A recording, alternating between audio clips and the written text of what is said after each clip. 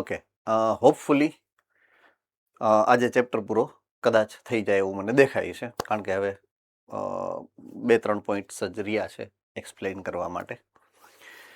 જિબ્રેલીની વાત આપણે છેલ્લે અટકાવી હતી અધૂરેથી, બરાબર છે. જિબ્રેલીના કાર્યોની આપણે છેલ્લે વાત કરતા હતા, જ્યાં સુધી મને યાદ છે ત્યાં સુધી. તો જિબ્રેલીનું કાર્ય નંબર 1 જે છે, અક્ષની લંબાઈ વધારવાનું છે, બરાબર છે. કાર્ય નંબર 2, ફળોની લંબાઈમાં વૃદ્ધિ કરે. કાર્ય નંબર 3, વૃદ્ધાવસ્થાને ટાળે છે, બરાબર છે. એટલે કે આપણે કેરીના ઉદાહરણથી શીખાતા કે એકયારે બજારમાં બધી કેરી બધાની આવી જાય તો ભાવ પણ ઓછા મળે અને બગડી જવાની શક્યતાઓ પણ વધી જાય. તો આપણે સમયાંતરે એની ઉપલબ્ધિ જો માર્કેટમાં કરાવીએ તો વધારે ફાયદો કરાવશે, બરાબર છે. ઓકે, પછી યસ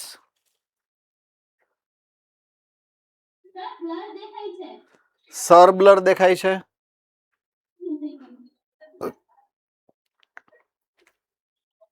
બીજા બધા સેન્ટરોમાં બ્લર દેખાય છે કે પરફેક્ટ દેખાય છે? પરફેક્ટ દેખાય છે ભાઈ. કોને કોને બ્લર દેખાય છે ભાઈ? બધાને બ્લર દેખાય છે. ઓકે, કોને પરફેક્ટ દેખાય છે?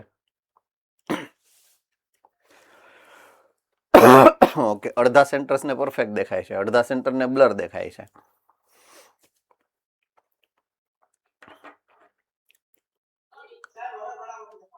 હવે બરાબર દેખાણું? ઓકે, મોરબી બરાબર.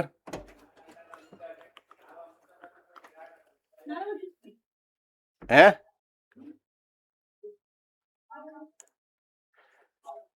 એ મોરબી દેખાણું હવે?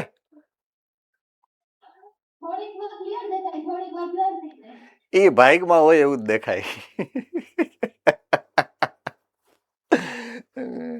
સંભળાય છે તો ખરા ને બરાબર?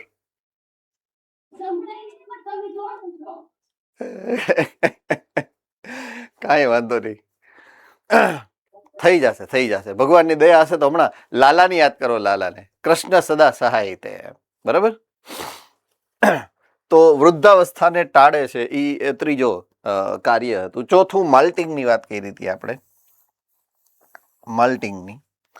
અને પાંચમું મેં લખાયું હતું એ હતું બોલ્ટિંગ, જો યાદ હોય તો. બોલ્ટિંગ. હવે બોલ્ટિંગ આપણું છેલ્લું ડિસ્કશન હતું કે જેમાં શેરડીની અંદર જ્યારે જિબ્રેલીનો છંટકાવ કરવામાં આવે તો શેરડીની આંતરગાંઠમાં વધારો થાય. શેરડીની આંતરગાંઠમાં વધારો થાય એટલે એની અંદરથી રસ વધારે નીકળે. જો રસ વધારે નીકળે તો ખેડૂતોને વધારે ફાયદો થાય એનાથી, બરાબર છે. તો ખાંડ ઉદ્યોગમાં આ બોલ્ટિંગનો જે ક્રિયાવિધિનો ઉપયોગ કરવામાં આવે છે. ઓકે, હવે આપણે આ 5 પછી 6થા નંબરના ઉપયોગની વાત કરીએ તો અનાવૃત બીજધારી વનસ્પતિના સમૂહ ઉપર, પોઈન્ટ ટુ બી નોટેડ, યાદ રાખવાનું છે. અનાવૃત બીજધારી વનસ્પતિઓમાં ખાસ શંકુદ્રુમ વનસ્પતિઓ, બરાબર છે. તો આ વનસ્પતિઓની અંદર જો એ ઉગતી હોય ત્યારે એની ઉપર જિબ્રેલિનનો છંટકાવ કરવામાં આવે ને તો એ ઝડપથી ઉગે એવી એની અસર થાય, બરાબર છે. હવે આપણે એ વિચાર પણ આવવો જોઈએ કે ભાઈ આવા ઉપયોગ કરવાનું કારણ શું? એમ આવા ઉપયોગની ક્યાં જરૂરિયાત છે કે શંકુદ્રુમ વૃક્ષોમાં ગતિથી પરિપક્વતા કરાવવાની આપણી જરૂરિયાત શું? એમ તો એ પ્રશ્નનો જવાબ પણ હું તમને સમજાવું છું.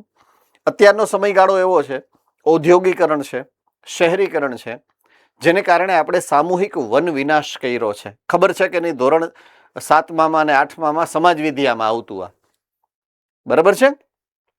તો આ સામૂહિક જે વન વિનાશ કર્યો છે, તો હવે આપણી જરૂરિયાત શું છે ખબર છે? એ વનીકરણની, કે ફરીથી વૃક્ષોને વાવી અને જંગલો ઉગાડવા. તો એ સમયે આ સિદ્ધાંત તમને કામ આવે છે કે જે જગ્યાએ રિફોરેસ્ટિંગ કરવું છે, એટલે કે વનીકરણ કરવું છે, પુનઃ વનીકરણ કરવું છે, એવી જગ્યાએ જ્યારે એની મેળાએ વૃક્ષો ઉગતા હોય, વનસ્પતિઓ ઉગતી હોય, તો એમાંય ખાસ કરીને આ શંકુદ્રુમ એટલે કે પર્વતીય જે વિસ્તારો છે, ત્યાં વનીકરણમાં આ શંકુદ્રુમ વૃક્ષો હોય. તો એ પ્રકારના વૃક્ષોની અંદર વનીકરણ કરવા માટે તમે જ્યારે જિબ્રેલિનનો છંટકાવ કરશો તો એ જે છે એ ફાયદો કરાવશે, ઝડપથી વનીકરણ થશે. બરાબર છે? એટલે એ છઠ્ઠો ઉપયોગ છે. સાતમો ઉપયોગ છેલ્લો જે અહીંયા આપેલો છે એ છે કે પુષ્પ સર્જન પહેલા આંતરગાંઠની લંબાઈમાં વૃદ્ધિ કરવી, પણ કઈ રીતે કરવી?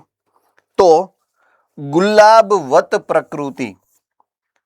તો જુઓ, હવે આ એક ખાસ નોંધનીય બાબત છે કે અમુક વનસ્પતિ જ એવી હોય કે જેની આંતરગાંઠ એકદમ નાની હોય. આંતરગાંઠ એકદમ નાની હોય. આ વનસ્પતિને તમે ઓળખતા હશો. બરાબર છે? કોબીજ. બરાબર છે? કોબીજની જ્યારે તમે આડછેદ લ્યો ને, કોબીજ વનસ્પતિનો જ્યારે તમે એનું જે ખાવ છો તો વચ્ચે એવો એક અક્ષ હોય ત્રિકોણાકાર. બરાબર છે? એમાંથી આમ પાંદડા ઉગ્યા હોય, આમ આ રીતે પર્ણો ઉગ્યા હોય એના, જે તમે ખાઈ અને શાકભાજી અથવા તો કોઈ પણ રીતે સલાડની અંદર વાપરતા હો. આ રીતના. આ કોને કોને ખબર છે આવું? બધાએ જોયું હશે ને? કોબીજ તો બધાના ઘરમાં આવતી હોય. તો આ છે ને, આ ત્રિકોણાકાર ભાગ, એ ત્રિકોણાકાર ભાગ છે એ એનું પ્રકાંડ છે. બરાબર છે? અને જ્યાંથી પર્ણ ઉગે છે ને એ ગાંઠ વિસ્તાર, આ ગાંઠ વિસ્તાર કહેવાય. આ બીજો ગાંઠ, આ ત્રીજી ગાંઠ વિસ્તાર, ચોથો ગાંઠ, પાંચમી ગાંઠ, છઠ્ઠી ગાંઠ, સાતમી ગાંઠ, એવી રીતના ગાંઠ વિસ્તારમાંથી. હવે આની આંતરગાંઠનો વિસ્તાર જુઓ તો કેવો છે? સાવ ટૂંકો છે. તો આ પ્રકારની જેટલી વનસ્પતિઓ હશે, આ વનસ્પતિમાં પ્રકાંડ છે એ કહેવાય સંકુચિત. સંકુચિત પ્રકાંડ છે. પ્રકાંડ સાવ નાનું છે. બરાબર છે? એકદમ નાનું પ્રકાંડ છે, સંકુચિત પ્રકાંડ છે. બરાબર છે? અને એની આંતરગાંઠ છે ને ટૂંકી હોય, એકદમ ટૂંકી આંતરગાંઠ છે. તો આ ટૂંકી આંતરગાંઠ હોય, જેટલી ટૂંકી એટલું પ્રકાંડ વધુ નાનું, અને જેટલી આંતરગાંઠ મોટી એટલું પ્રકાંડ વધારે મોટું. હા કે ના? ઓકે. હવે આ છે સામાન્ય કોબીજ.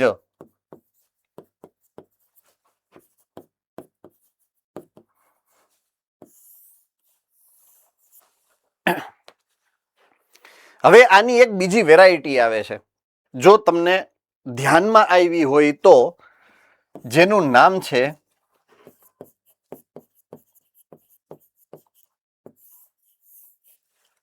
લેટ્યુસ. કોને ખબર છે લેટ્યુસ કોને કહેવાય? ઓકે, જુનાગઢ સેન્ટર વાળાનો હાથ ઉપર થયો. સુરત ડાભોલીમાંથી હાથ હેન્ડ રેઇઝ છે. બીજા કોઈને ખબર નથી લેટ્યુસ કોને કહેવાય? ઓકે, ઓલ રાઈટ, નો પ્રોબ્લેમ.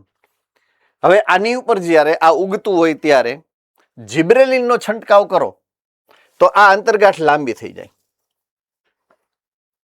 બરાબર છે? એટલે પ્રકાંડ થોડુંક લાંબુ થઈ જાય. આમ પ્રકાંડ લાંબુ થાય એટલે પર્ણ જે ઉગે ઈ પર્ણ છેટ ઉપર સુધી ઉગે, આમ આ રીતે. એટલે એના પર્ણ લાંબા હોય અને આમ ફેલાયેલા ઓછા હોય. એ પ્રકારનો જે આમાંથી મોડિફિકેશન વાળો પ્લાન્ટ છે એને કહેવાય લેટ્યુસ. બરાબર છે? તો અહીંયા પણ કેવું છે, તો આંતરગાંઠની લંબાઈ જો આના કરતા વધી ગઈ છે, આવી હોય આંતરગાંઠ એની, તો લંબાઈ જો આના કરતા અહીંયા આંતરગાંઠની લંબાઈ વધી ગઈ છે એવું દેખાય તમને સ્પષ્ટ? હા કે ના? રેડી? આંતરગાંઠની લંબાઈ વધી ગઈ. તો આમાં અને આમાં ફરક એટલો કે આમાં પ્રકાંડ જે છે ને ઓછું સંકુચિત હોય. આ ઓછું સંકુચિત શું કામ છે? કારણ કે આંતરગાંઠ લાંબી છે. આંતરગાંઠ લાંબી કોણે કરી છે? જીબ્રેલીને. કોણે કરી છે? જીબ્રેલીન. હવે આ પાંદડાની જે ગોઠવણી છે ને, આ પર્ણોની ગોઠવણી ગુલાબની પાંદડી જેવી છે, એકની ઉપર એક બીડાયેલા, એટલે આને કહેવાય ગુલાબ વત. વત એટલે જેવું, ગુલાબ વત પર્ણની ગોઠવણી. શું કામ? કારણ કે ગુલાબની પાંદડીની જેમ આ એક પછી એક, એકની ઉપર એક બીડાઈ ગયેલા છે એમ. રેડી? સમજાઈ ગયું છે હવે બધાને? Yes or no? ગુડ. તો અહીંયા એ લખેલું છે કે બીટ છે, કોબી છે, અન્ય ગુલાબવત પ્રકૃતિ એટલે જેની ગોઠવણીમાં એ પ્રકારની સંરચના હોય કે પ્રકાંડ સંકુચિત હોય અને પર્ણો એકબીજાને આમ ગુલાબની પાંદડીની જેમ ઢાંકીને ઉગતા હોય, એવા એને ગુલાબવત પ્રકૃતિ ધરાવતા વનસ્પતિઓ અથવા તો છોડ કહેવાય. તો એમાં અહીંયા બોલ્ટિંગ, જો આમાં બોલ્ટિંગમાં શું કીધું તું? બોલ્ટિંગમાં શું થાય? પ્રકાંડની લંબાઈમાં વધારો થાય, હા કે ના? Yes or no? રાઈટ? આંતરગાંઠ લાંબી કરી, હા કે ના? તો કે યસ. સેમ વસ્તુ આમાં કરવાની છે, બોલ્ટિંગ કરવાનું છે, આંતરગાંઠની લંબાઈમાં વધારો કરવાનો છે. તો જ્યારે જીબ્રેલિન દ્વારા આંતરગાંઠની લંબાઈમાં વધારો કરવાની જે પ્રક્રિયા કરવામાં આવે છે એને કહેવાનું છે બોલ્ટિંગ. તો બોલ્ટિંગના અહીંયા બે ઉદાહરણ આપ્યા છે, શેરડીના પ્રકાંડનું પણ આપ્યું છે અને આ બીટ, કોબીજ કે ગુલાબવત પ્રકૃતિ ધરાવતી વનસ્પતિઓની પણ એને ઉદાહરણ તરીકે રજૂઆત કરી છે. બરાબર છે? તો બોલ્ટિંગ એટલે પુષ્પસર્જન પહેલા આંતરગાંઠની લંબાઈમાં વધારો કરવાની જે ક્રિયા છે એ બીટ, કોબીજ અને શેરડી ત્રણેયમાં જોવા મળશે. તો આટલા જીબ્રેલિનના ઉદાહરણો આપણે સમજવાના છે. ઓકે, આમાં કોઈને કાંઈ મુશ્કેલી હોય તો પૂછી શકો છો.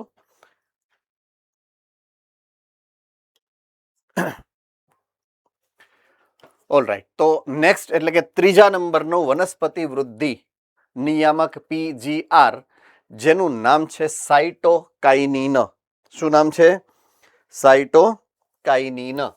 ઓકે, કોષ વિભાજન ચેપ્ટર નંબર 10, એને કહેવાય સેલ ડિવિઝન. આ શું કામ ઇંગ્લિશમાં ન લખી? નહીં, આપણે તો ફાવે છે. બરાબર ને? સેલ ડિવિઝન કહેવાય. શું કહેવાય? Cell division. ઓકે, કોષ વિભાજનને આપણે બે ભાગમાં વિભાજિત કર્યું હતું. એક, કોને કોને યાદ છે? નહીં યાદ હોય, ભૂલી ગયા હશો, આંતરાવસ્થા, અને બીજું વિભાજન તબક્કો.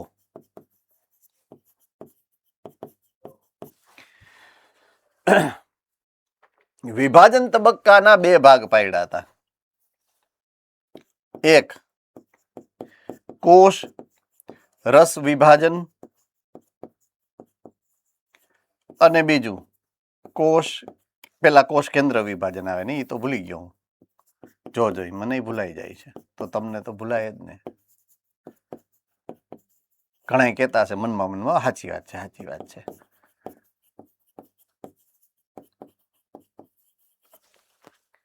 હે ને? કોષ કેન્દ્ર વિભાજન અને કોષ રસ વિભાજન કોને કોને યાદ છે? આ બધાને, હાથ તો બધાના ઉપર થઈ જ જાય. પછી હમણાં પૂછીએ ને તો પછી ખબર ના હોય, અલગ વાત છે. હાથ ઉપર થઈ જાય કે હા, અમને યાદ છે. ઓકે, આ કોષ કેન્દ્ર વિભાજનનું અંગ્રેજી કોઈને ખબર છે? અંગ્રેજી શબ્દ મોરબી સેન્ટરમાં કોકને ખબર છે? પાછળ બેક બેન્ચમાં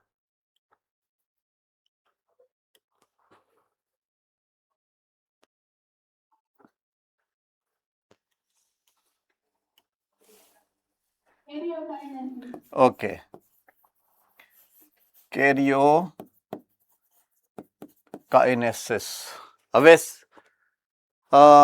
આ બીજો ભાઈ કોષ રસ વિભાજન, એનું અંગ્રેજી કોને ખબર છે? ગુરુકુલ, હાલો ગુરુકુલ.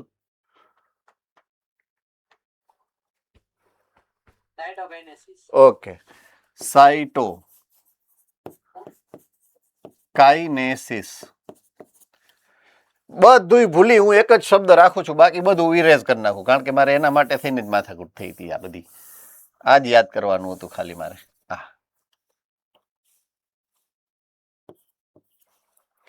સાઇટોકાઇનેસિસ જે કરાવશે એ આ, એટલે એના નામ ઉપરથી એનું સાઇટોકાઇનિન એવું નામ પડ્યું.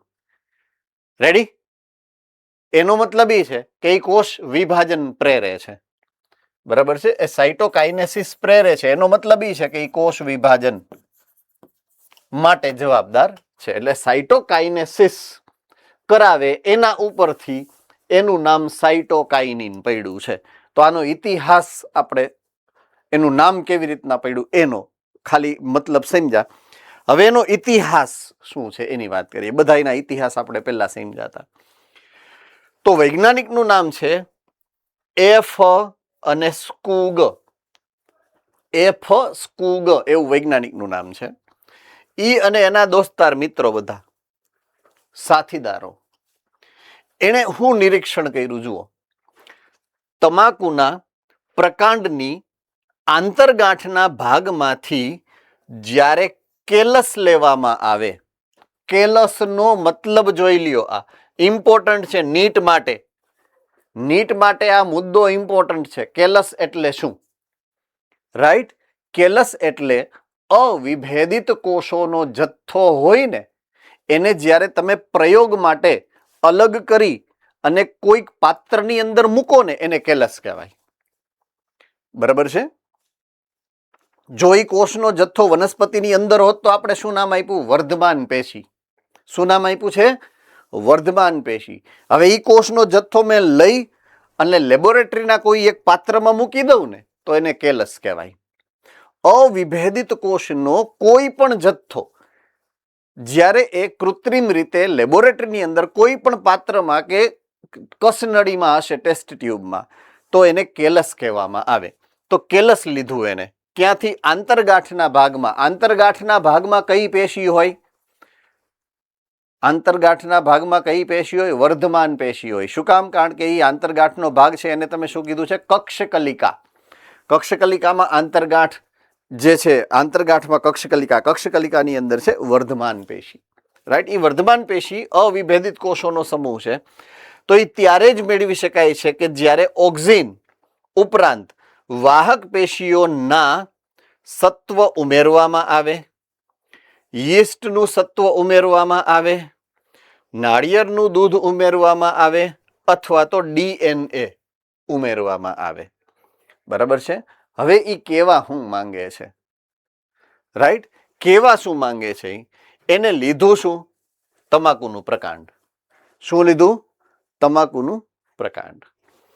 એમાં એને ટાર્ગેટ કોને કર્યો? આંતરગાંઠના વિસ્તારને. આંતરગાંઠના વિસ્તારમાંથી મોટા જથ્થામાં કેલસ ક્યારે મળે છે? મોટા જથ્થામાં કેલસ ક્યારે મળે? કેલસ એટલે અવિભેદિત કોષોનો સમૂહ. અવિભેદિત કોષોનો સમૂહ એટલે થોડોક હોય તો ઓછું કોષ વિભાજન, વધારે હોય તો વધુ કોષ વિભાજન. એટલું સમજી શકીએ? હા કે ના? યસ ઓર નો? તો જથ્થો ઓછો તો ઓછું કોષ વિભાજન હશે, જથ્થો વધારે તો વધારે કોષ વિભાજન હશે. તો એને કેલસ ત્યારે જ મળે જ્યારે ઓક્સિન તો હોય જ એની પાસે. ઓક્સિન ઉપરાંત એને શું ઉમેરવું પડે? હવે હું એને સરસ અને સરળ રીતે સમજાવું તમને.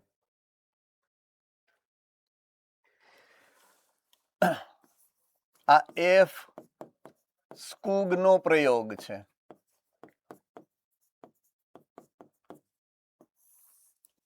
એને લીધો છે તમાકુનો છોડ. બરાબર છે?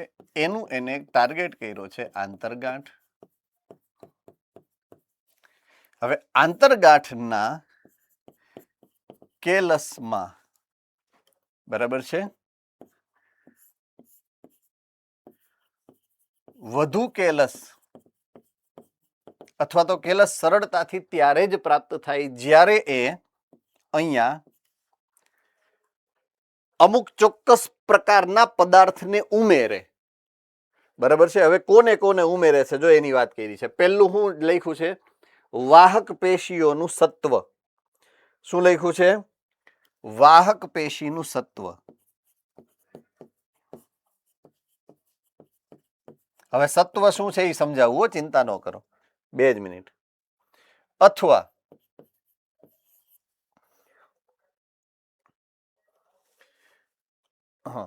યીસ્ટનું સત્વ.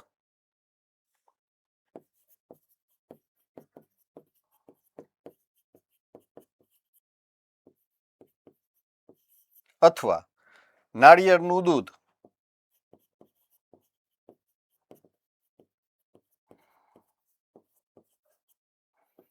અથવા ડીએનએ શુદ્ધ. હવે સત્વ એટલે શું? સત્વ એટલે નીચોડ. કોઈ પણ પદાર્થ લીધો, દાખલા તરીકે કોઈ એક પેશીનો ટુકડો લીધો, દાખલા કે સફરજન લીધું, એક ચીર સફરજન લીધી, એને ખાંડડી અને દસ્તામાં નાખી, એને છૂંદી નાખ્યું, બરાબર છે, એને છૂંદી નાખ્યું, પછી ઓલા કપડામાં, યાદ આવ્યો ચેપ્ટર નંબર 9 નો પ્રયોગ, અને નીચવી અને જે નિતાર કાઢો ને, એ જે નિતાર હોય ને લિક્વિડ પાણી નીકળે એને સત્વ કહેવાય. બરાબર છે, સુપરનેટન્ટ નિતાર.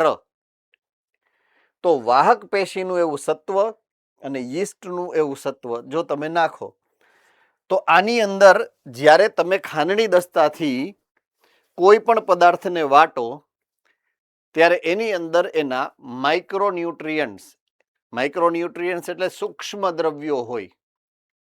બરાબર છે, ઓકે. હું સીધો મુદ્દા ઉપર આવી જાવ હવે, બરાબર છે, લાંબી અને ગોળ સ્ટોરી નથી કરતો, ડાયરેક્ટ મુદ્દા ઉપર આવી જાઉં છું. તો આની અંદર પણ ડીએનએ હશે જેનું રૂપાંતરણ ન્યુક્લિયોટાઇડમાં થયું હશે. બરાબર છે. યીસ્ટ હોય તો એ કોષ છે એટલે એની પાસે સેમ ટુ સેમ ડીએનએ હોય અને એમાંથી ન્યુક્લિયોટાઇડ બન્યા હોય. નાળિયેર કોષોનો જ સમૂહ છે, સેમ ટુ સેમ, અને આ તો ડીએનએ ખુદ ગબ્બર જ છે એટલે એમાંથી ન્યુક્લિયોટાઇડમાંથી હવે તમને એક વર્ગીકરણ મેં આગળ આપ્યું હતું, જુઓ તો 5 પ્રકારના જે અલગ અલગ પીજીઆર છે એમાંથી કોઈ પીજીઆર એવો છે કે જે આની હારે કનેક્ટેડ હોય ન્યુક્લિયોટાઇડ હારે? જુઓ તો.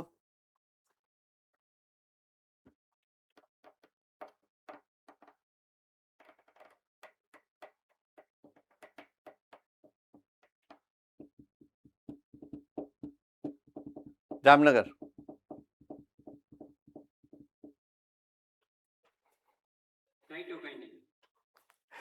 જેની વાત કરતો હોય એ જોઈને અમે ગોતવાની ક્યાં.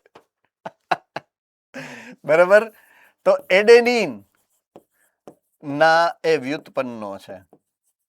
તો એડેનિન ક્યાંથી મળ્યું એને? આમાંથી. જો એડેનિન વધારે મળે તો વધુ કેલસ બને.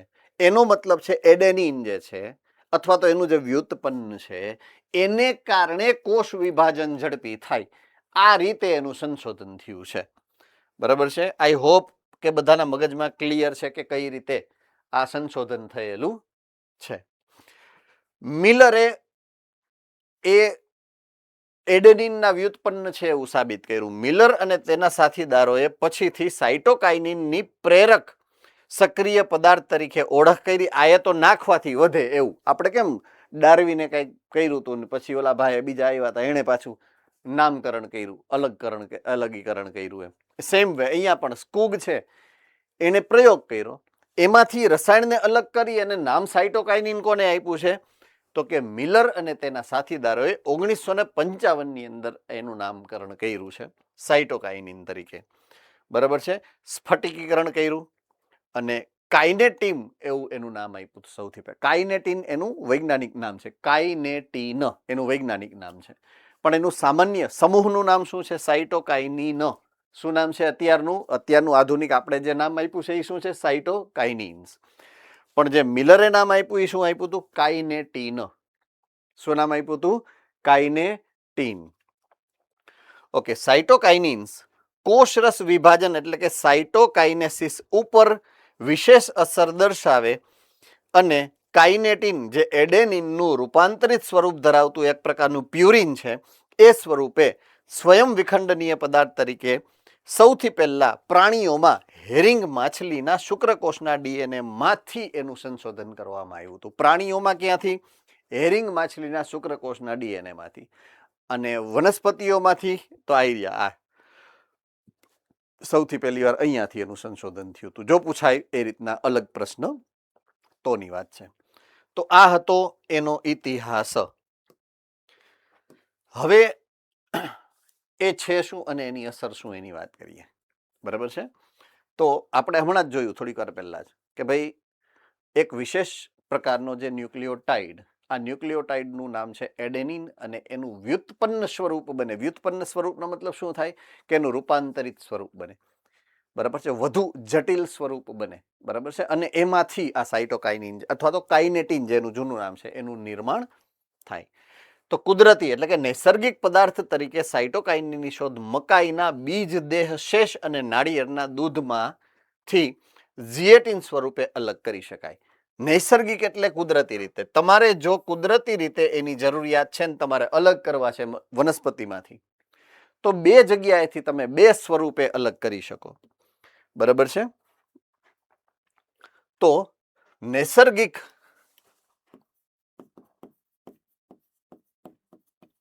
સાઇટોકાઇનિન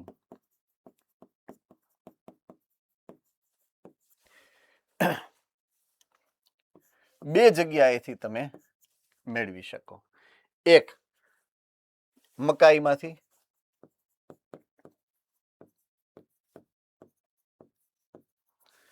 અને બીજું નાળિયેરનું દૂધ.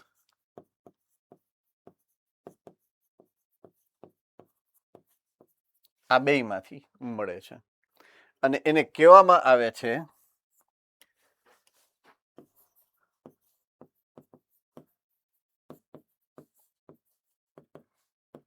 ઝિએટિન.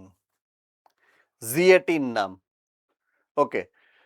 ચેપ્ટર નંબર 1 કોને કોને ભણ્યું છે? ધોરણ 11 માં ચેપ્ટર નંબર 1 કોને કોને ભણ્યું છે? બધાએ ભણ્યું છે. વાહ વાહ વાહ, પ્રાઉડ ઓફ યુ. એમાં વર્ગીકરણની વાત આવી હતી, ખબર છે? પ્રાણીઓનું અને વનસ્પતિઓનું વર્ગીકરણ કઈ રીતે થાય, વર્ગીકરણની કક્ષાઓ વગેરે વગેરે. એમાં મકાઈનું વૈજ્ઞાનિક નામ આવ્યું હતું, કોઈને યાદ છે? મકાઈનું વૈજ્ઞાનિક નામ.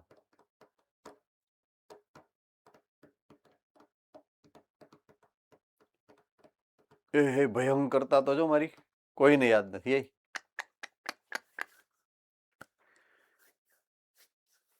એ પાણીની બોટલ કોની કોની પાસે છે? હેન્ડ રેઝ કરો તો. ઓકે, ઢાંકણું છે એમાં ઉપર?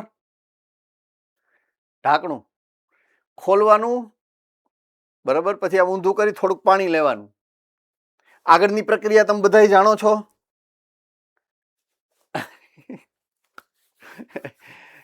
મોડાસા સેન્ટરમાંથી લગભગ એડ્રેસ થયો હતો.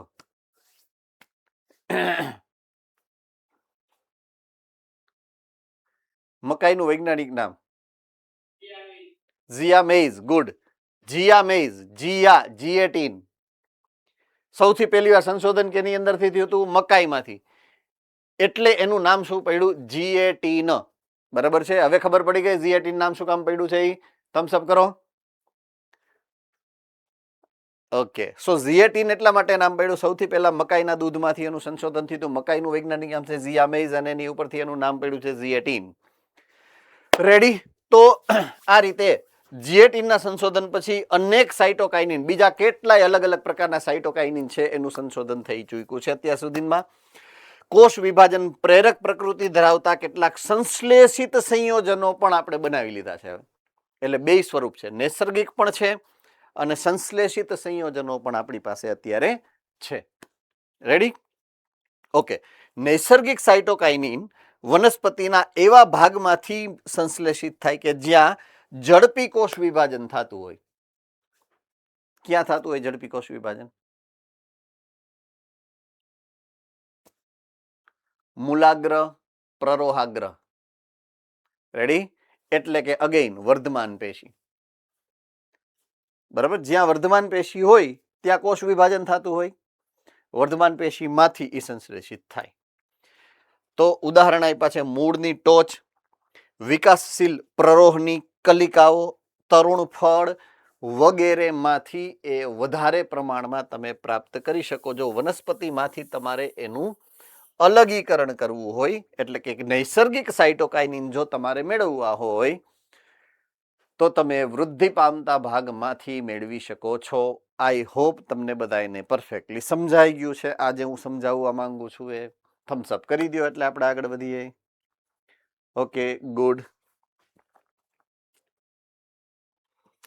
ચાલો હવે એના કાર્યોની વાત કરીએ. એના કાર્ય શું છે? તો પહેલું જ કાર્ય જેના માટે એનું નામ પડ્યું કોષ વિભાજન કરાવે છે, રાઈટ? તો નવા પર્ણો બનાવવાની જવાબદારી એની આવશે. પર્ણોની અંદર હરિત કણોની વધારો કરવાની જવાબદારી એની છે. પ્રરોહની પાર્શ્વીય વૃદ્ધિ કરાવવાની જવાબદારી એની છે.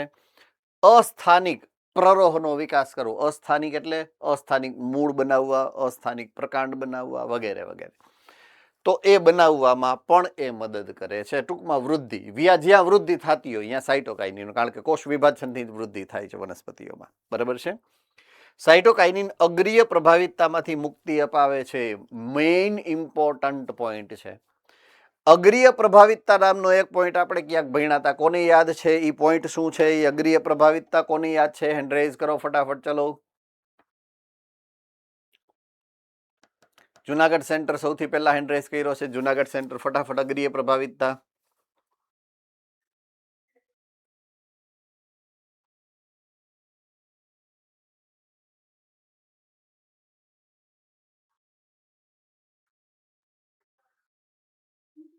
હેલો.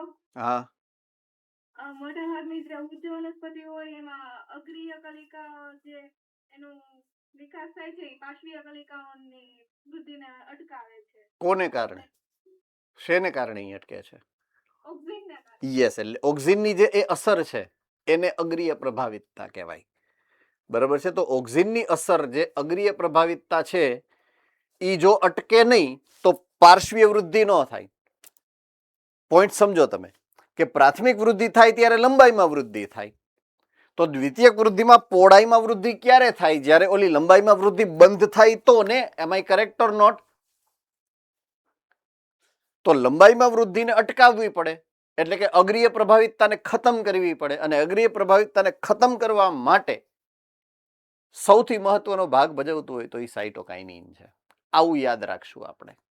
રેડી? તો અગ્રીય પ્રભાવિતતામાંથી મુક્તિ અપાવે છે એનું નામ છે સાઇટોકાઇનિન. પોષક દ્રવ્યોના વિતરણને પ્રેરે છે. પોષક દ્રવ્યોના વિતરણને પ્રેરે છે. સમજો એક વસ્તુને સરસ મજાની, બહુ સરસ પોઈન્ટ અહીંયા આપ્યો છે.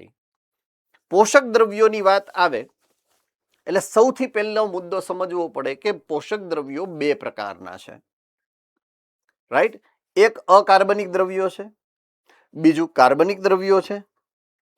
અકાર્બનિક દ્રવ્યો મૂળ દ્વારા શોષણ થાય, પાણી દ્વારા પર્ણ સુધી પહોંચે.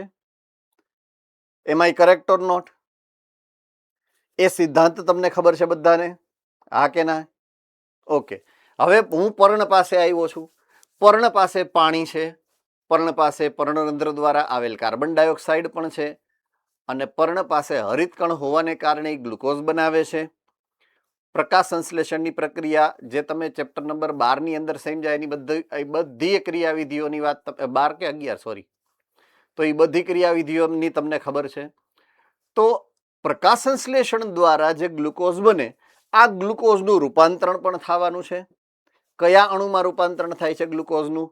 મધ્યપર્ણ પેશીમાં. કોણ કહેશે?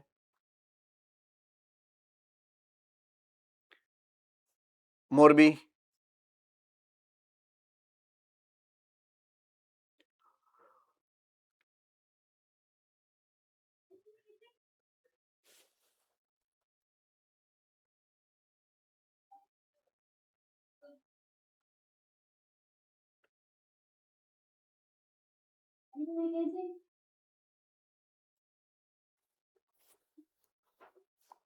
જામનગર સેન્ટર.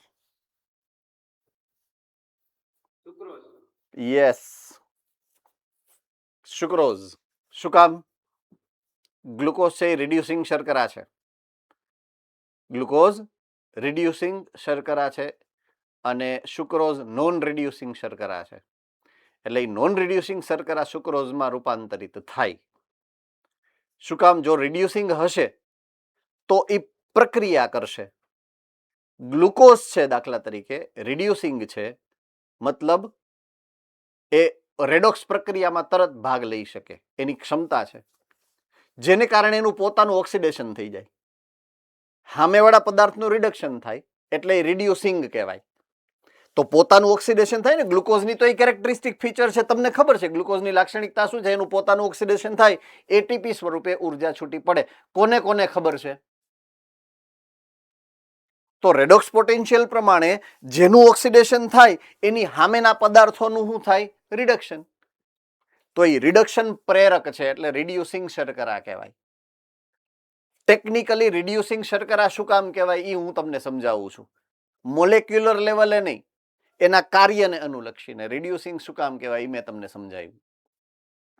તો ગ્લુકોઝને તમે છૂટી મૂકી દો તો એ તો શ્વસન પ્રક્રિયામાં ભાગ લે, રિડ્યુસિંગ શર્કરા છે, એટલે એને સીધી છૂટી મૂકી શકાય નહીં. કોષરસમાં મુક્ત કરવી હોય તો 2 ગ્લુકોઝના અણુને જોડી અને શું બનાવી નાખવાનું? સુક્રોઝનો અણુ. એટલે મધ્યપર્ણ પેશીના કોષના કોષરસમાં ગ્લુકોઝ જે છે એ તરત જ મોડિફાઈ, રૂપાંતરિત થઈ અને સુક્રોઝ બનાવે. અને આ સુક્રોઝના અણુઓનું વહન થાય એક કોષમાંથી બીજા કોષમાં, મધ્યપર્ણના બીજા કોષમાંથી ત્રીજા કોષમાં. કઈ દિશામાં વહન થતું હશે? કઈ બાજુ એ જાતા હશે બધા સુક્રોઝના અણુઓ? સુક્રોઝના અણુઓ એટલે હવે અત્યારે આપણે પોષક દ્રવ્યો કહેશું, કાર્બનિક દ્રવ્યો, પોષક દ્રવ્યો, ખોરાક જેનું સંશ્લેષણ થયું છે એ કઈ બાજુ જતા હશે તમારા અંદાજે? આપણે અંદાજ મારવાનો છે. કોણ અંદાજ મારી શકશે? જુનાગઢ બોલો.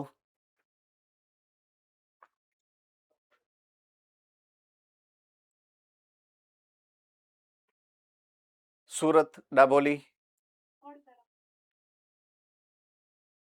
ઓકે. પર્ણતલ, ઓકે.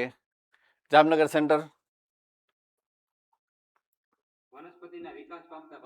ઓકે. વનસ્પતિના વિકાસ પામતા ભાગ તરફ. મોરબી,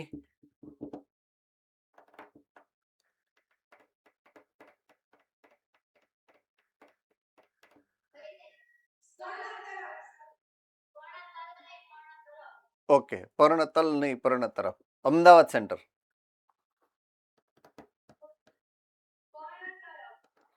પર્ણમાં તો છે. કમોન, પર્ણમાં જ છે તો પર્ણ તરફ શું કામ જવું જોઈએ? પર્ણમાં જ છે. ભુજ,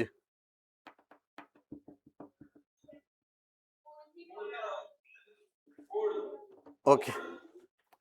જો ફરીથી એક સિક્વન્સ સમજાવું છું તમને, એ પહેલા શાંતિથી એક વખત સમજી લ્યો, બરાબર છે? એક મધ્યપર્ણ પેશીનો કોષ છે, રાઈટ? એની અંદર સુક્રોઝ બન્યો છે, એનું વહન કરાવે છે કોઈક એક્સ ઘટક તરફ. વહન કરવા માટે ઈ એક્સ ઘટક પાસે પહોંચાડવું છે, એટલે શું કરે? એક કોષમાંથી બીજા કોષમાં જાય, બીજા કોષમાંથી ત્રીજા કોષમાં જાય, ત્રીજા કોષમાંથી ચોથા કોષમાં, ચોથા કોષમાંથી ઓલા એક્સ તરફ જાય, અને એક્સ એનું વહન કરે. તો એક્સ શું હશે?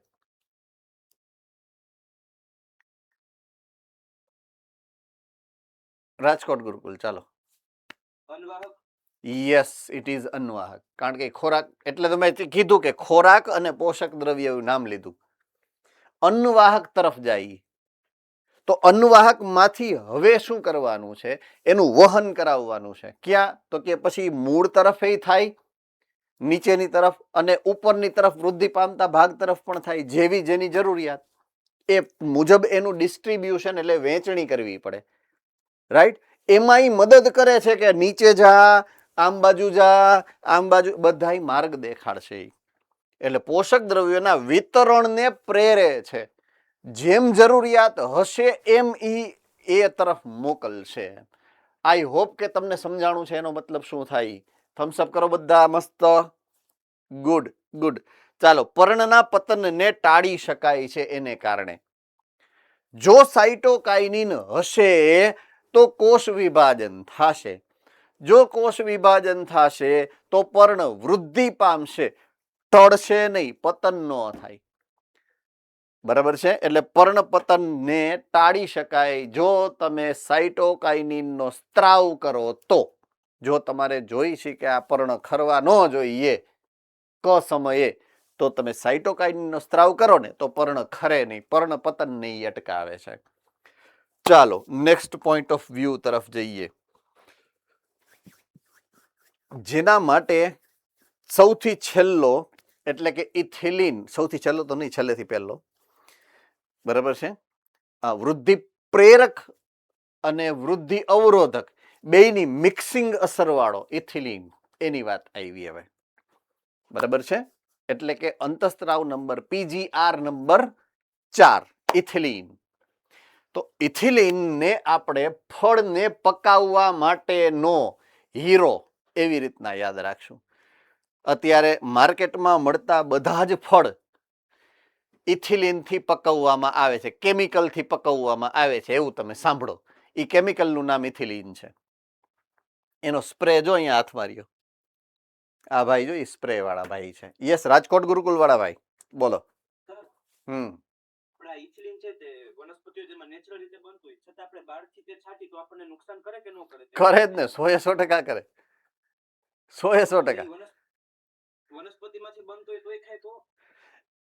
એ જે તમે છાંટો છો એ કૃત્રિમ હોય ને, એ વનસ્પતિ વાળો નથી, કુદરતી નથી, સંશ્લેષિત હોય.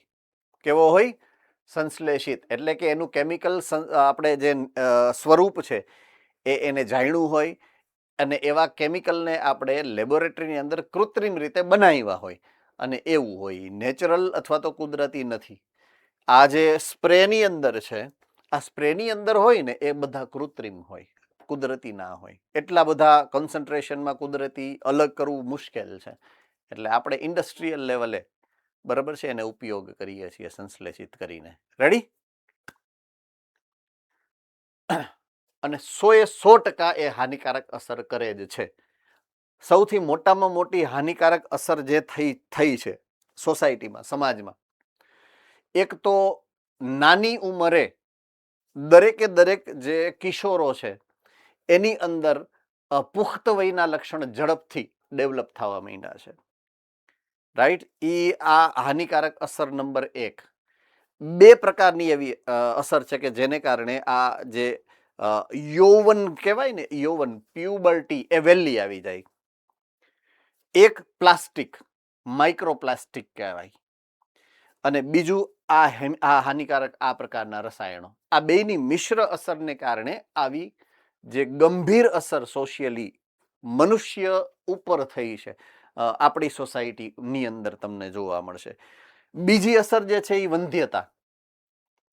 બરાબર છે? વંધ્યતાનો મતલબ શું છે કે જે દંપતીના લગ્ન થયા હોય એના ઘરે સંતાન ન થાય. આપણે તમે જોશો ને તો સામાજિક રીતે ઘણો મોટો પ્રશ્ન થઈ ગયો છે. આ લગ્નના 8 વર્ષે 10 વર્ષે બાળક ન થતું હોય, આ સ્થિતિને વંધ્યતા કહેવાય. તો એનું પણ આ સેમ કારણ છે કે કેમિકલ વાળા ફૂડ આવી ગયા, અને એ કેમિકલની અસર ને કારણે કાં તો પુરુષમાં અથવા તો સ્ત્રીમાં, બેમાંથી એકમાં કોઈક એક જગ્યાએ કેટલી હજારો પ્રક્રિયા થતી હોય, કોઈ એક પ્રક્રિયામાં વિક્ષેપ આવી એટલે વંધ્યતા થઈ શકે. બરાબર છે? એટલે એ 2 અતિ ગંભીર અસર જે છે એ જોવા મળતી હોય છે આ પ્રકારના રસાયણોની, જે ખાવા પીવામાં આપણે જો ધ્યાન ના રાખીએ, વ્યવસ્થિત સાફ સફાઈ કરી અને તમે ખાઓ એટલું તમારે વધારે સારું સ્વાસ્થ્ય માટે. એમ એટલે સાફ કરી કોઈ પણ અનાજ છે, કોઈ પણ કઠોળ છે, કોઈ પણ શાકભાજી છે, કોઈ પણ ફળ છે, બરાબર છે, તો એ જ્યાં સુધી પ્રોપરલી સાફ ન થયું હોય અને તમે ઉપયોગ કરો તો એવી હાનિકારક અસર થવાની શક્યતાઓ વધતી હોય. એટલે પ્રોપર સાફ કર્યા પછી જ કોઈ પણ કાચું જે સીધો સામગ્રી છે એનો ઉપયોગ કરવો. આવું હંમેશા યાદ રાખવું. તમે હજી ઉગતી ઉંમરના છો, ભવિષ્યમાં તમે જ્યારે બનાવશો જાતે, બરાબર છે, ત્યારે આની ખાસ તકેદારી રાખવી, જેથી તમારા સંતાનોને એવી કોઈ સમસ્યાઓ ના થાય. બરાબર છે? હવે તો શું છે કે જાહેર જીવનમાં બધું એક સરખું થઈ ગયું, બરાબર? નારી શક્તિ અને પુરુષ શક્તિ સમોવડી થઈ ગઈ. એટલે મોટા ભાગના ઘરોની અંદર હવે એવું રહ્યું નથી કે આ પુરુષનું કામ છે ને આ સ્ત્રીઓનું કામ છે, ને એવું બહુ કાંઈ જાજુ રહ્યું નથી હવે. એમાંય થિયેટરમાં તમે મૂવી જોવા જાવ એટલે હીરો હિરોઈન માટે ચા બનાવતો હોય, અને રસોઈ પણ બનાવતો હોય, એટલે આપણે એ શીખી જ લેવાનું કે આપણે આ જ કરવાનું છે ભવિષ્યમાં. એટલે પુરુષો પણ આમાંથી મુક્ત કે બાકાત નહીં રહીએ આજથી 5 વર્ષ પછી એમ. હે ને, મારા જેવા બાકાત આમે નથી રહેતા અત્યારે. હે ને, એટલે આ બધું કરવું પડે, એટલે એમાં કંઈ ખોટું નથી એમ. હે ને, તો અને એ સ્વાભાવિક છે કે હવે એ સમો જેને કહેવાય ને કે એક સમાન જ્યારે હક તમને મળે છે ત્યારે એ બધું સહજતાથી સ્વીકારતા શીખવું. તો આપણે આ વસ્તુને કન્સિડર કરીએ કે વ્યવસ્થિત રીતના સાફ કર્યા પછી જ વસ્તુઓનો ઉપયોગ કરવો. ઓકે, તો આ જે હું વાત કરતો હતો ઇથિલિનની, તો ઇથિલિનના ઇતિહાસની વાત કરીએ સૌથી પહેલા. તો મારા અને તમારા કઝિન નહીં, પણ H કઝિન્સ. હે ને, કઝિન્સ વૈજ્ઞાનિકનું નામ છે, સરનેમ છે કઝિન્સ. તો H કઝિન્સ નામના વૈજ્ઞાનિક 1910માં બાય મિસ્ટેક એક્સિડેન્ટલી ઓબ્ઝર્વેશન થઈ ગયું એનાથી. બરાબર છે. પાકેલા સંતરાની બાજુમાં એને કેળા રાખ્યા હશે, કાચા કાચા કેળા હતા અને પાકેલા સંતરા હતા, બે બાજુમાં રાખ્યા. બરાબર છે ને, અમુક કાચા કેળા બાજુમાં પડ્યા હતા છૂટા. તો રાત્રે સુઈ ગયા, સવારે ઉઠ્યા ને તો ઓલા સંતરા ભેરા જે કાચા કેળા હતા ને એ પાકી ગયા, અને ઓલા છૂટા પડ્યા હતા ને એ નહોતા પાક્યા. બે ખરખી ઉંમરના હતા તોય. રાઈટ, એટલે એને શું તારણ કાઢ્યું કે સંતરામાંથી નક્કી એવું કંઈક છૂટે છે કે જેણે કેળાને પકવી નાખ્યા. આઈ હોપ તમે સમજો છો હું શું કહેવા માંગુ છું. રાઈટ, તો એને નોંધ્યું પાકેલા સંતરામાંથી મુક્ત થતો બાષ્પશીલ પદાર્થ.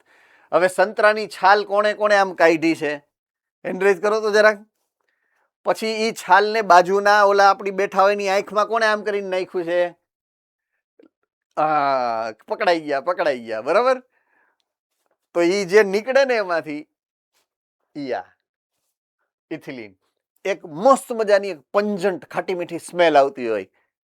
રાઈટ કે રોંગ? રાઈટ, એટલે ઈ ઇથિલિન છે, બાષ્પશીલ છે, ઉડી જાય તરત જ હવામાં.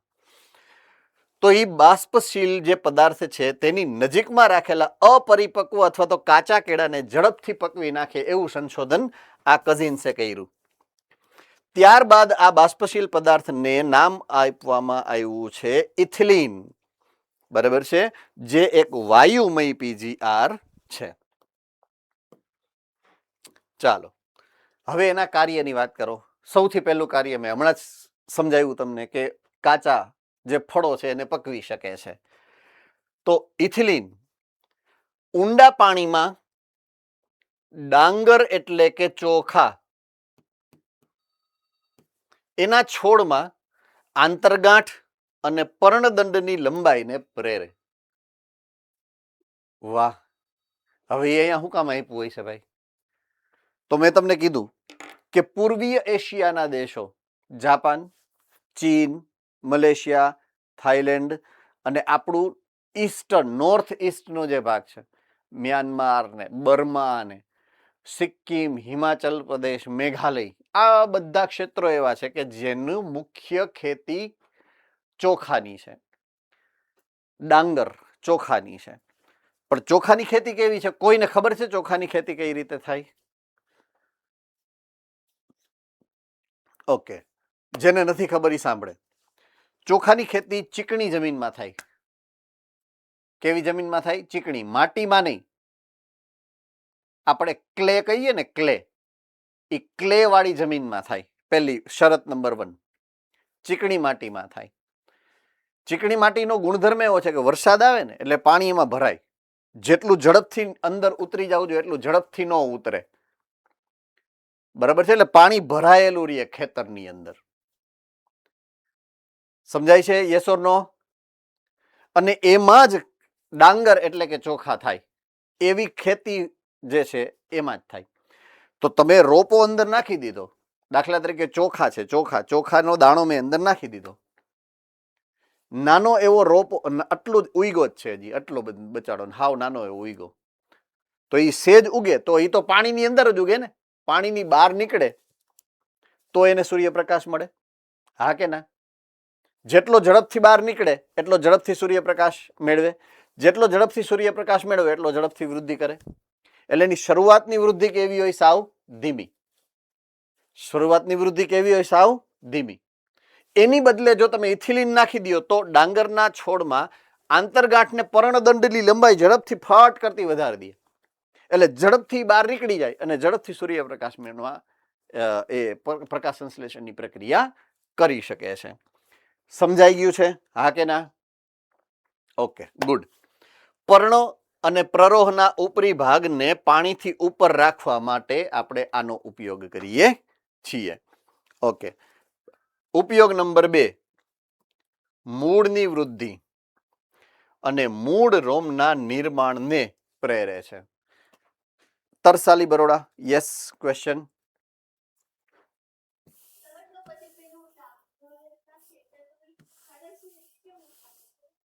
શું?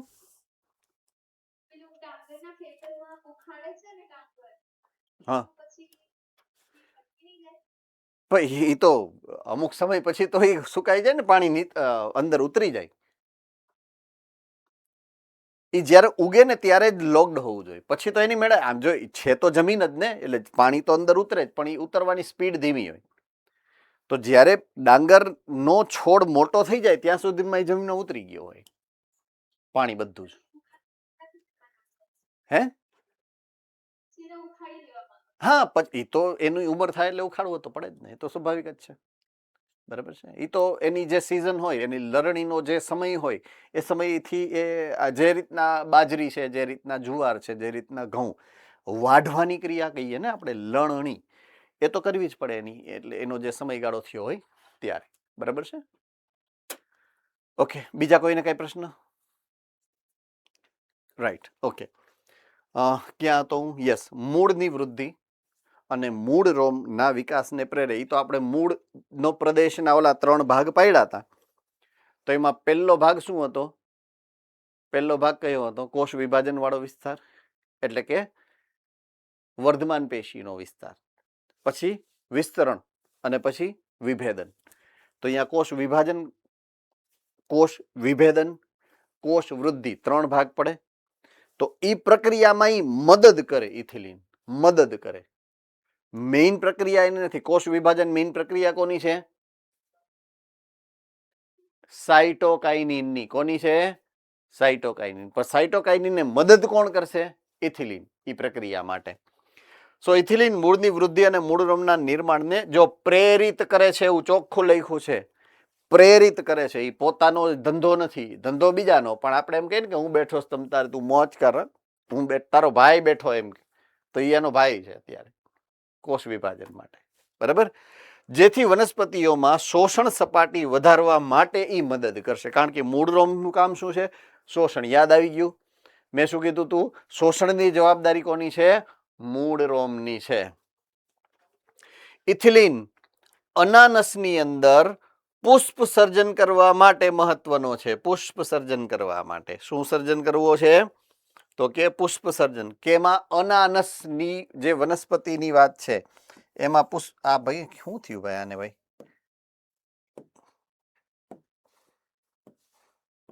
હા, આની પહેલા પણ અનાનસ અને પુષ્પ સર્જન આવ્યું હતું. ખોલો જોઈ.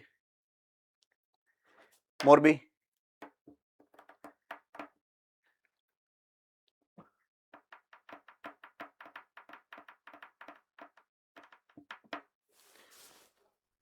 પુષ્પ સર્જન કરવાની મુખ્ય જવાબદારી કોની છે? કોને યાદ આવ્યું? પુષ્પ સર્જન કરવાની મુખ્ય જવાબદારી સુરત ડાબોલી. સુરત ડાબોલી ફટાફટ.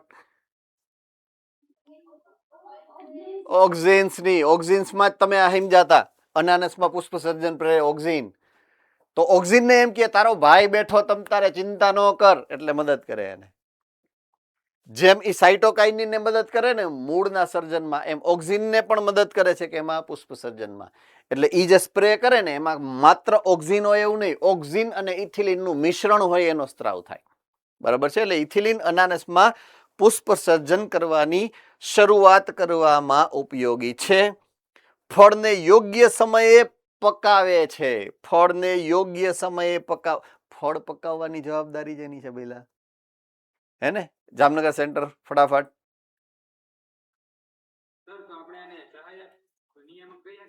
હા, ઈ આવે છે, આવે જ છે, ઈ આવશે. છેલ્લો પોઈન્ટ જ ઈ છે. હું ઈ સમજાવીશ બધું. બરાબર છે? ક્યારેય જો દાખલા તરીકે તમારું શરીર છે, તમારા શરીરમાં દરેક સમયે એકથી વધારે અંતઃસ્ત્રાવો કામ કરતા હોય. સેમ વસ્તુ આના માટે લાગુ પડે. બરાબર છે. તો મોટા ભાગના અંતઃસ્ત્રાવો, મેં હમણાં શું કીધું કે દાખલા તરીકે સાઇટોકાઇનિન છે. સાઇટોકાઇનિનનું કામ શું છે? કોષ વિભાજન કરાવવાનું. હવે હું એમ કહું ટોચ છે, અગ્ર, જો આ પ્રરોહ છે, પ્રરોહની અગ્રમાં શું હોય? અગ્રકલિકા. અગ્રકલિકામાંથી શું નીકળે? ઓક્સિન. તો અગ્રકલિકા જે વધે છે તો અહીંયા કોષ વિભાજન નહીં થતું હોય. તો કોષ વિભાજન થાય છે, સાઇટોકાઇનિન ન હોય. તો ઓક્સિન છે ને સાઇટોકાઇનિન છે. સમજ में आ रही है बात? તો હંમેશા કોઈ પણ જગ્યાએ એક જ અંતઃસ્ત્રાવ ન હોય, બધાય હોય. અહીંયા સાઇટોકાઇનિન હોય, અહીંયા ઓક્સિન હોય, અહીંયા જિબ્રેલિન હોય, રાઈટ, અહીંયા ઇથિલિન હોય. પણ જેની જરૂરિયાત હશે એનું કોન્સન્ટ્રેશન વધારે હોય, જેની જરૂરિયાત નથી એનું કોન્સન્ટ્રેશન ઓછું હોય. સિમ્પલ. હોય બધા. રેડી? તો ફળને પરિપક્વતા તરફ લઈ જશે. ઓકે, આંબાની અંદર પુષ્પ સર્જનને પ્રેરિત કરે. પુષ્પ સર્જનને પ્રેરિત કરે. અહીંયા પણ શું હતું? પુષ્પ સર્જનને પ્રેરિત કરે. તો આપણે એનો ઉપયોગ આંબાનામાં એટલે કેરી પકવવા માટે પણ કરીએ, સ્પ્રેમાં ઇથિલિનને. તો ઇથિલિનમાં પુષ્પ સર્જન માટે ઇથિલિન આંબામાં પુષ્પ સર્જન માટે જે સમયે તમે ઓક્સિનનો સ્ત્રાવ કરો એની અંદર મિશ્રણ કરવામાં આવે છે ઇથિલિનનું પણ, એટલે પુષ્પ સર્જન ઝડપથી થાય. જેમ અનાનસમાં થાય એમ આંબામાં સેમ ટુ સેમ 2 પોઈન્ટ તમને ભણાવ્યા છે ઓક્સિનમાં. બરાબર છે? તો આંબાની અંદર પુષ્પ સર્જનને પ્રેરિત કરે છે, આમાંય પુષ્પ સર્જનને પ્રેરિત કરે છે. ઇથિલિન ઘણી દેહધાર્મિક ક્રિયાઓનું નિયમન કરે છે અને સૌથી વધુ એ જેને કહેવાય ને સૌથી વધારે ઉપયોગમાં લેવાતો, અત્યારે જે ફળ પકવવામાં કે બાગાયતી વિદ્યામાં જે સૌથી વધારે ઉપયોગમાં લેવાય એવો આ અંતઃસ્ત્રાવ છે. બરાબર છે? ઓકે. દેહધાર્મિક પ્રક્રિયાઓનું નિયમન કરે છે એવું લખ્યું છે અહીંયા. મતલબ દેહધાર્મિક પ્રક્રિયા જે જરૂરી છે ફળને પકવવાની એને વધારે અને બાકીની દેહધાર્મિક પ્રક્રિયાઓને ઓછી કરી નાખે. મૂળભૂત રીતે એને કરવાનું શું છે ખબર છે? કાચા ફળને પકાવી નાખવાના છે. શું કરવાનું છે? કાચા ફળને પકાવી નાખવાના છે. ઓકે, જ્યારે કોઈ પણ ફળ કાચું હશે, દાખલા તરીકે આંબાનું ઉદાહરણ લીધું છે એટલે આંબાનું ઉદાહરણ લો, કે કેરી કાચી હશે તો શરૂઆતમાં તુરી હોય, હાવ મોરી મોરી. સેજ મોટું થાય એટલે એ ખાટી બનતી જાય, અતિ ખાટી હોય. જેમ જેમ મોટી થતી જશે એમ ખટાશ વધતી જશે, રાઈટ? પછી જ્યારે પાકવાની થશે તો એ ખટાશ શેની છે? એની અંદર રહેલા કાર્બનિક એસિડની. શેની છે? કાર્બનિક એસિડ. જે પ્રકારનું કાર્બનિક એસિડ હશે એ પ્રકારનો એનો સ્વાદ હશે. અમુકની અંદર ટાર્ટરિક એસિડ હોય. કોઈ નામ સાંભળ્યું છે? ટાર્ટરિક એસિડ ધોરણ 10 માં આવ્યું હશે. શેમાં હોય ટાર્ટરિક એસિડ? અમદાવાદ. હે? ટામેટા. ગુડ. તો એનો સ્વાદ, હા, આંબલીમાં હોય ટાર્ટરિક એસિડ.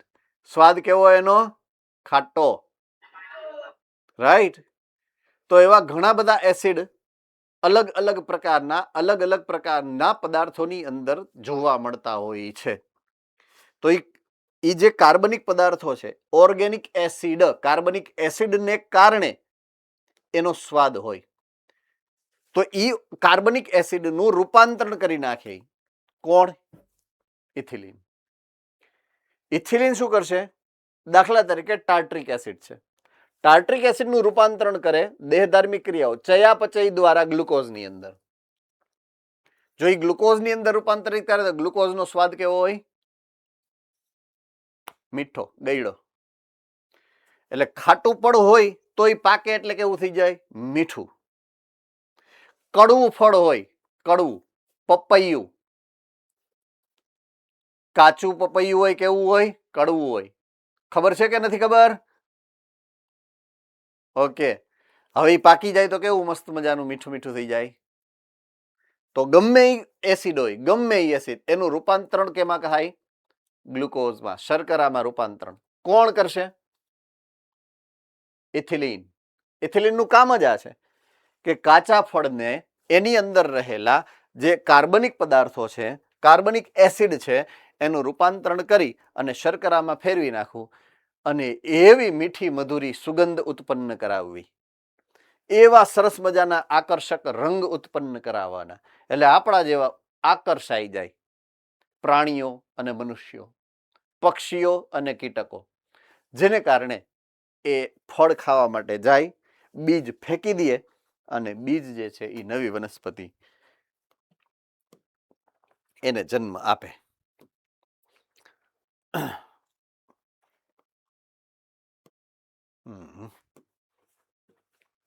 ઓકે, હવે હમણાં છેલ્લો પોઈન્ટ એવો હતો કે સૌથી વધારે ઉપયોગમાં લેવાતું જો કોઈ પીજીઆર હોય બાગ બગીચામાં, કૃષિ ક્ષેત્રે, ફળોને પકવવા માટે, તો એ ઇથિલિન છે. તો એ ઇથિલિનનો જે સ્વરૂપ, સંશ્લેષિત સ્વરૂપ આપણે ઉપયોગમાં લઈએ છીએ એનું નામ છે ઇથોફોન. ઇથોફોન રસાયણનું જે પ્રકાર છે એ.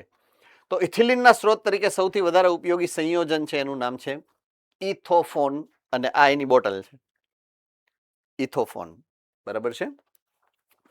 ઇથોફોનનો ઉપયોગ કેવી રીતના કરવાનો હોય?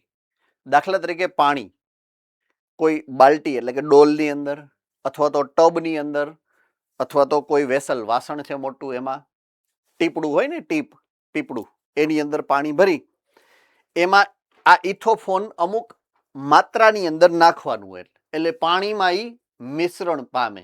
કોણ? ઇથોફોન. અને પછી એનો સ્ત્રાવ કરવાનો હોય વનસ્પતિઓમાં. બરાબર છે.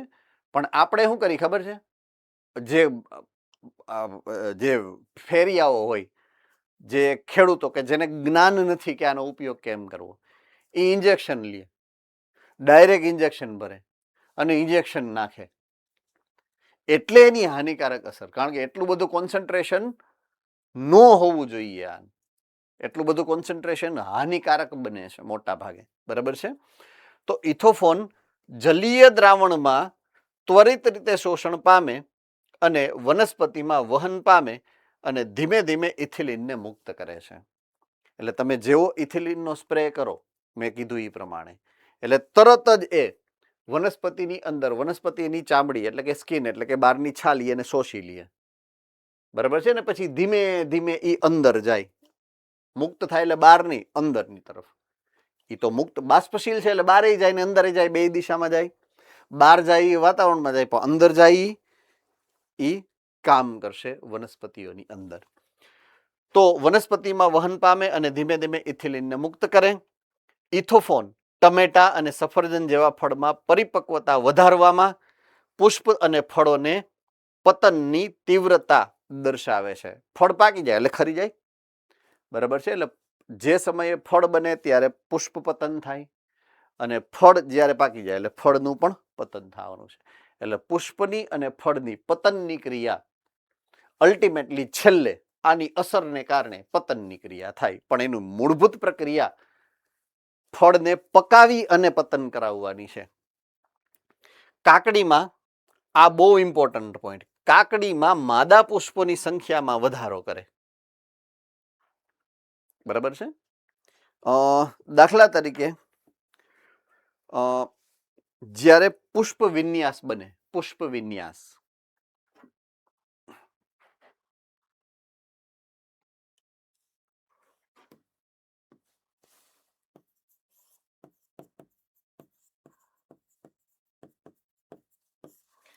દાખલા તરીકે આ કોઈ અક્ષ છે એવું માની લ્યો તમે, આ અક્ષ છે. તો ઈ અક્ષમાં પર્ણ ઉગવા જોઈએ, એની બદલે હવે ઈ પુષ્પીય અક્ષ બન્યો. તો એ પુષ્પીય અક્ષ હંમેશા સંકુચિત હોય. બરાબર છે. અમુક પુષ્પીય વિન્યાસ એવા હોય, અથવા તો પુષ્પીય અક્ષ એવા હોય કે જે માદા પુષ્પો અને નર પુષ્પો, આ બંને પ્રકારના પુષ્પો ધરાવતા હોય. બરાબર છે. પુષ્પો એકલિંગી અને એક જ વનસ્પતિ ઉપર આવેલા હોય. એ સમયે મેં તમને એવું સમજાવ્યું હતું કે માદા પુષ્પો નીચેની બાજુએ હોય, નર પુષ્પો ઉપરની બાજુએ. કોને કોને યાદ છે? Okay, good. તો દાખલા તરીકે આ એવો અક્ષ છે, તો આ માદા પુષ્પ છે, દાખલા તરીકે, અને આ નર પુષ્પો છે એવું માની લઈએ આપણે. તો અહીંયા નર માદા પુષ્પો જે છે અને અહીંયા જે નર પુષ્પો છે એમાં વિભેદન તો કરાવવું ને. વિભેદન કરાવવું એટલે અલગ તો પાડવા ને જ્યારે એ વૃદ્ધિ કરતા હોય ત્યારે. એટલે આનું વિભેદન એવું થાય કે એ માદા પુષ્પ બને, આનું વિભેદન એવું થાય કે જે નર પુષ્પ બને. હવે વિભેદનની મૂળભૂત જવાબદારી કોની છે ખબર છે? જીબ્રેલિનની. વિભેદન કરાવવાની મૂળભૂત જવાબદારી કોની છે? જીબ્રેલિન નામના અંતઃસ્ત્રાવની. પણ જીબ્રેલિનની હારે આ જે ઇથિલિન છે એ પણ એને મદદ કરશે. શેમાં? માદા પુષ્પોની સંખ્યા વધુ અને નર પુષ્પોની સંખ્યા ઓછી. ક્યારે? જ્યારે અહીંયા ઇથિલિનનો સ્ત્રાવ કરવામાં આવે ત્યારે. તો દાખલા તરીકે આપણે સ્ત્રાવ કર્યો, માદા પુષ્પોની સંખ્યા વધી, તો માદા પુષ્પોની અંદર જ્યારે પરાગરજ આવશે એટલે ફળ નિર્માણ થાય કે ન થાય? હા કે ના? કારણ કે ફળ શેમાંથી બનશે? અંડકમાંથી. અંડક કેની પાસે હોય? માદા પુષ્પ પાસે. તો જેટલા વધુ માદા પુષ્પ એટલા ફળ વધારે. એટલે કાકડીના ઉદ્યોગમાં આનો ઉપયોગ આ રીતે કરવામાં આવે છે. એટલે કાકડીનો ઉદ્યોગ ન હોય, કાકડીની ખેતી, સોરી. હે ને? તો કાકડીની ખેતીની અંદર આ રીતે એનો ઉપયોગ કરવામાં આવતો હોય છે. તો કાકડીમાં માદા પુષ્પોની સંખ્યામાં વધારો કરે જેથી પાકની ઉત્પાદકતા વધે છે. મેં સમજાયું એ પ્રમાણે. બરાબર?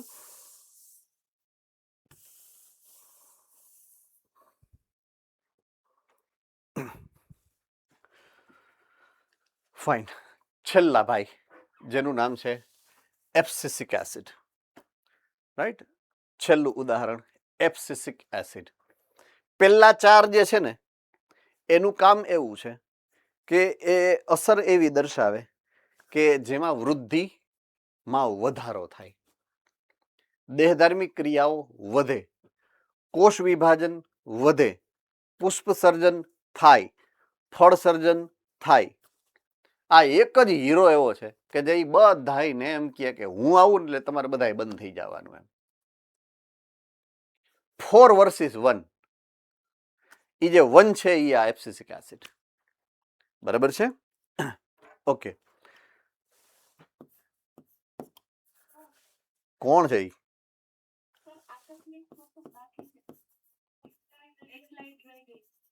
ઓકે.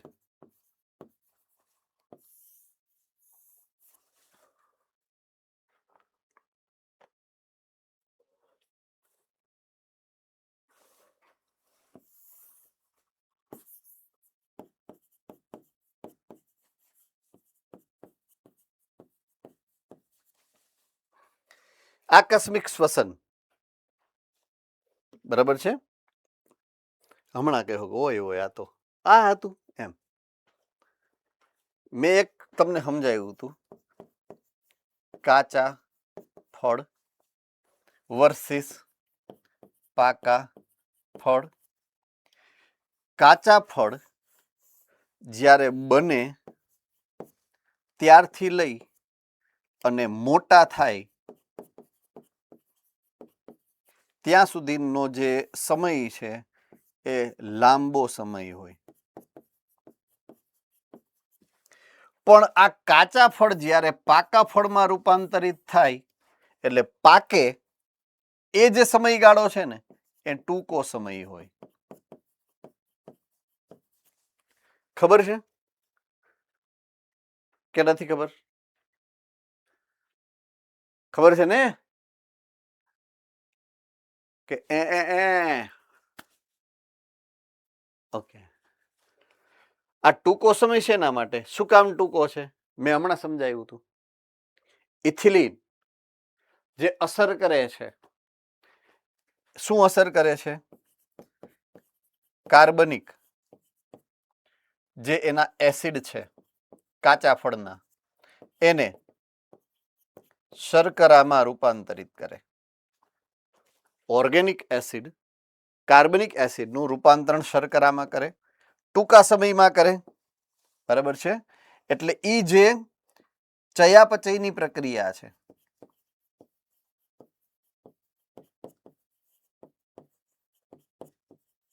એના માટે એને ખૂબ વધારે ચયાપચય કરવું પડે, રાઈટ. ટૂંકા સમયમાં વધુ ચયાપચય. ચયાપચય કરવું એટલે જરૂરિયાત શેની પડે? શક્તિ. ક્યાંથી આવે?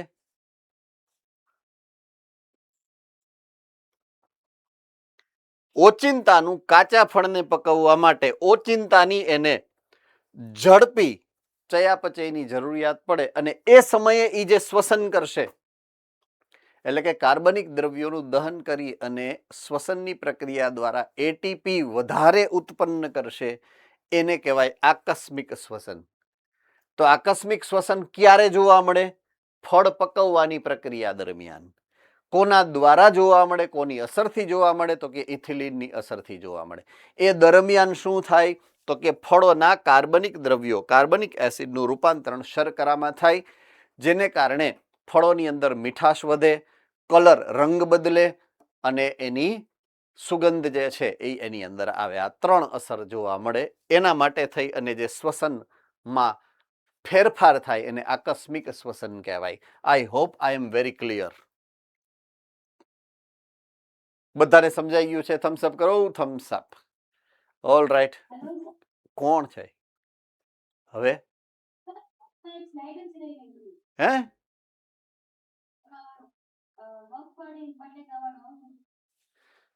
સ્લાઇડ જ રહી ગઈ છે એવું છે?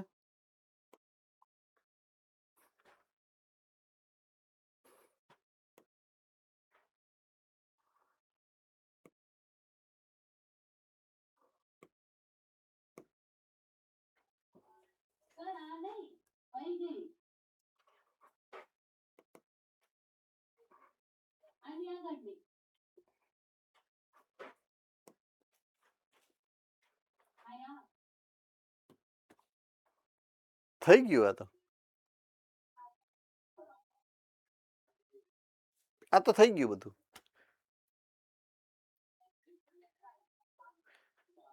આ બધું કરાયું. એમાં એક વર્ડ તમે કીધું એ રહી ગયો હોય કદાચ, એ બને, પણ ઓલમોસ્ટ આ બધું તો મેં કરાવી નાખ્યું છે. Hello sir. હાલો, હલી ગયો. બોલ. મોડ્યુલમાં અમુક મુદ્દા આપ્યા ને એમાં તો સ્લાઇડમાં નથી એટલે. અચ્છા અચ્છા અચ્છા અચ્છા. આ તો વાંચીને મને કયો ને એટલે હું અર્થ સમજાવી દઉં. નો પ્રોબ્લેમ. ફટાફટ તમે નજર ફેરી લ્યો. હું તમને 2 મિનિટ આપું છું. પછી તમે મને પૂછો કે એ શું કહેવા માંગે છે એટલે હું તમને સમજાવી દઉં. કોઈ ઇશ્યુ નથી એમાં.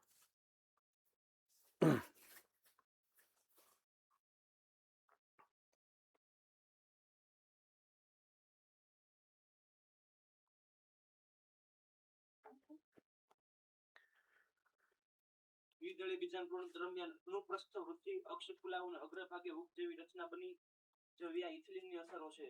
અથવા મગફળીના બીજમાં બીજાંકુરણની શરૂઆત કરાવે છે તથા બટાકાની ગ્રંથિમાં થતો છોડ વિકાસ પ્રેરે છે. ઓકે.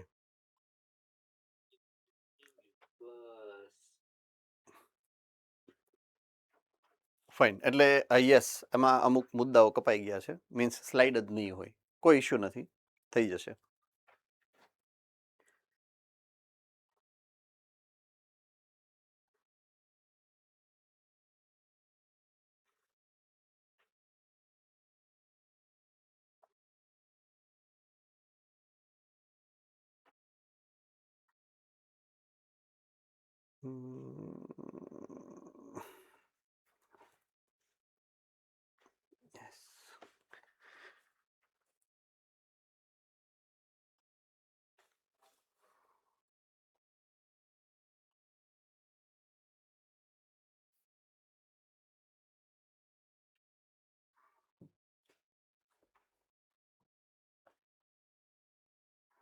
નેટ નથી. નો નેટ. ઓકે, કઈ વાંધો નહીં. ચાલો, નો પ્રોબ્લેમ. એક પછી એક મુદ્દા બોલતા જાવ એટલે હું સમજાવતો જાઉં. બધા એક ની યારે મને યાદ નહીં આવે.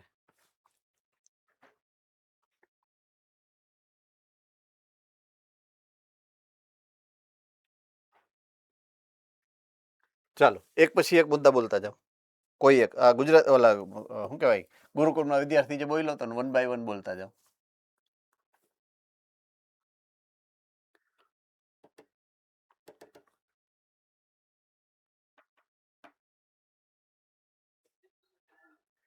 દ્વિદળી બીજાંકુરણ દરમિયાન અનુપ્રસ્થ વૃદ્ધિ અક્ષ ફૂલાવો. દ્વિદળી બીજાંકુરણ એના માટે અનુપ્રસ્થ વૃદ્ધિ એમાં અક્ષ ફૂલાય અને હૂક બને. ઓકે, આ પહેલો મુદ્દો સમજાવી દઉં, પછી બીજો મુદ્દો પાછો પૂછીશું. બરાબર? Okay, okay sir. ચાલો. આ બીજ છે, દાખલા તરીકે કોઈ આ બીજ જે છે એનું આ ભ્રૂણ છે, આ ભ્રૂણાગ્ર છે, આ ભ્રૂણ મૂળ છે. જ્યારે પાણી એની ઉપર પડ્યું, આ ભ્રૂણ સક્રિય થયો. ભ્રૂણ સક્રિય થાય એટલે એના મૂળની વૃદ્ધિ પહેલા થયા, અને મૂળની વૃદ્ધિ કરાવવા માટે જે જવાબદાર છે એ ઓક્સિન્સ છે. રાઈટ? હવે સેકન્ડ સેટમાં શું થાય? અહીંયાથી ન્યુટ્રિયન્ટ્સ એટલે કે પોષક દ્રવ્યોનું શોષણ શરૂ થાય. બરાબર છે? પાણી અને પોષક દ્રવ્યોનું શોષણ જમીનમાંથી કોણ કરે? હવે આ મૂળ તંત્ર.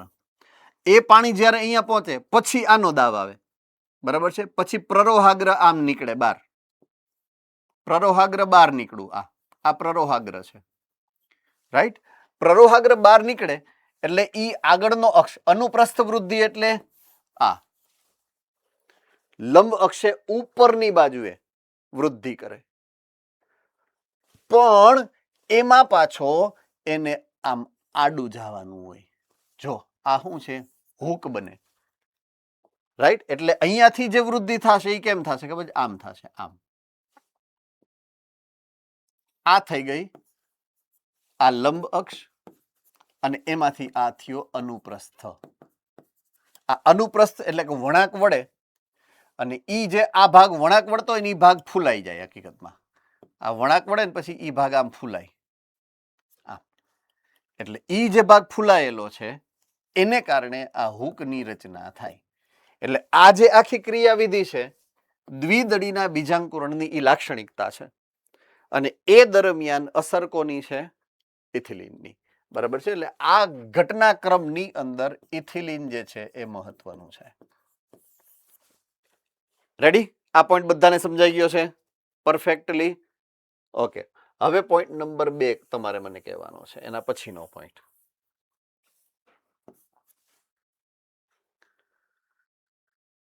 Rajkot point number. બીજ અને કલિકાની સુષુપ્તાવસ્થાને તોડે છે. ઓકે, બીજ અથવા તો કલિકા એની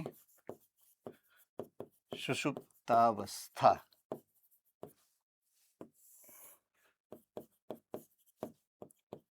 એને ઈ તોડે છે. હમણાં થોડીક વાર પહેલા જે સ્ટોરી વાત કરી કે આ બીજ છે, બીજની અંદર ભ્રૂણ છે. બરાબર છે? ભ્રૂણનો આ અગ્રભાગ છે, ભ્રૂણનો આ પશ્ચ ભાગ છે. આ બીજ સુષુપ્ત છે.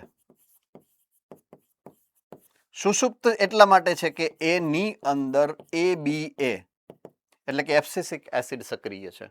ઓલા 4 નું કોન્સન્ટ્રેશન ઓછું છે, એબ્સિસિક એસિડનું કોન્સન્ટ્રેશન વધારે છે. એબ્સિસિક એસિડને કારણે એ સુષુપ્ત છે. હવે પાણી એની ઉપર પડ્યું, વરસાદ આવ્યો તો પડ્યું કે તમે છાંટ્યું, બેમાંથી એક થયું.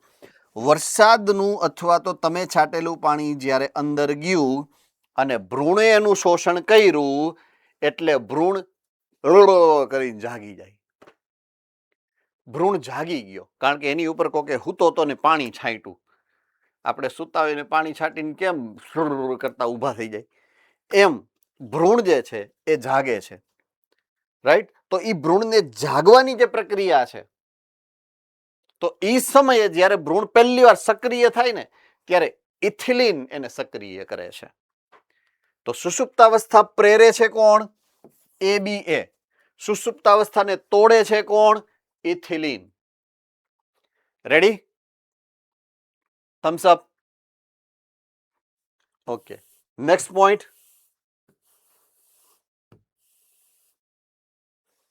મગફળીના બીજમાં બીજાંકુરની શરૂઆત કરાવે છે તથા બટાકાની ગ્રંથિમાંથી થતો થોડો વિકાસ કરે છે. એક જ મિનિટ હો. દાખલા તરીકે પહેલું મગફળી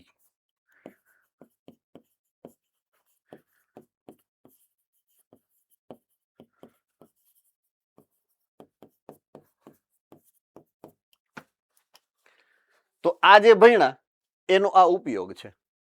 દ્વિદળી મગફળી દ્વિદળીમાં આવે ને, ખબર છે ને મગફળી દ્વિદળી હોય એમ, બરાબર? એટલે આ બે વસ્તુ કેના માટે હતી? બીજના બીજાંકુરણની જ હતી. અનુપ્રસ્થ બુદ્ધિ અને આ બીજાંકુરણની જ વાત હતી. સુષુપ્તાવસ્થા કોની હતી? બીજની જ હતી અને બીજાંકુરણની જ વાત હતી.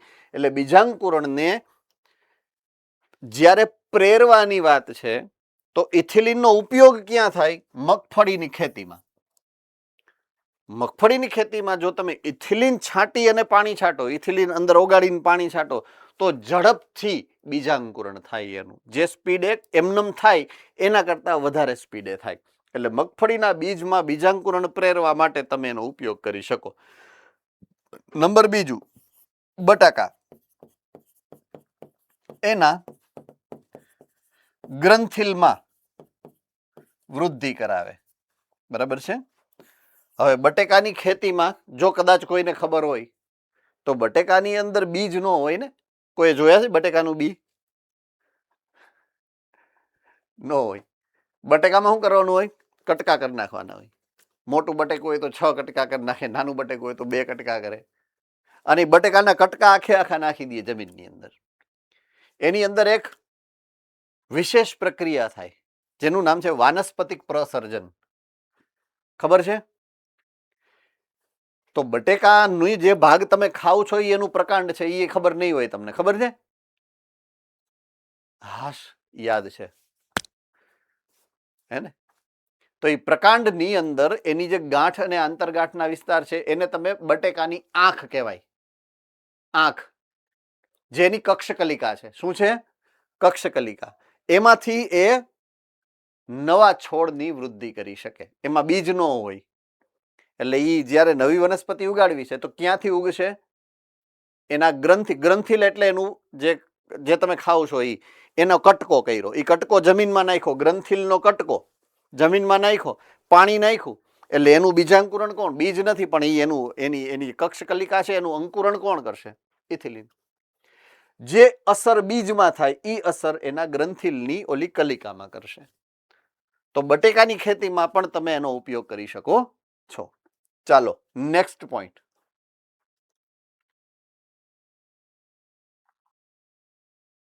છે હવે કઈ? મોરબી. કપાસ ચેરી અને અખરોટને પાતળા બનાવે એટલે? ઓકે, કપાસ, ચેરી અને અખરોટ એના બાહ્ય આવરણને પાતળા બનાવે. રાઈટ?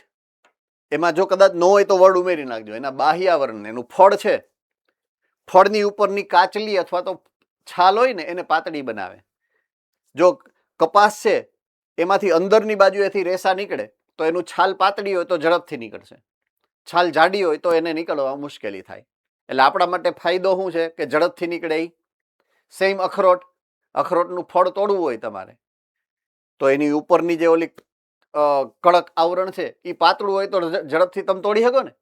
જાડું હોય તો તમને તોડવામાં મુશ્કેલી પડે. બરાબર છે? Same cherry.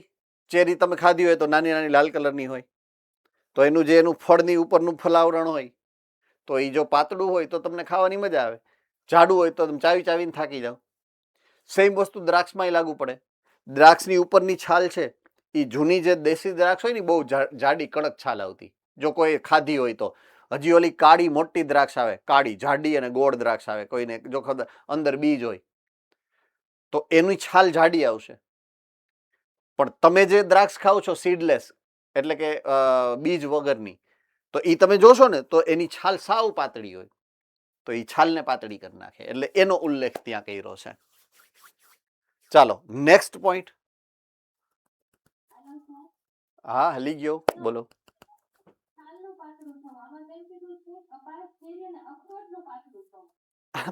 એના મેં જ કીધું કે એમાં એ શબ્દ નથી લખ્યો. આપણે સમજવાનો એને આ રીતે છે. બરાબર છે. છોડને પાતળો નથી કરવાનો. મેં તમને સમજાવ્યું ને એની ઉપરના આવરણને પાતળું કરવાનું. મેં તમને ફાયદા સહિત કે એનો ફાયદો શું થાય એ બધું ગણાવી દીધું એમ. ફલાવરણ કે બીજાવરણને પાતળું કરી નાખે એનો સ્પ્રે કરવાથી.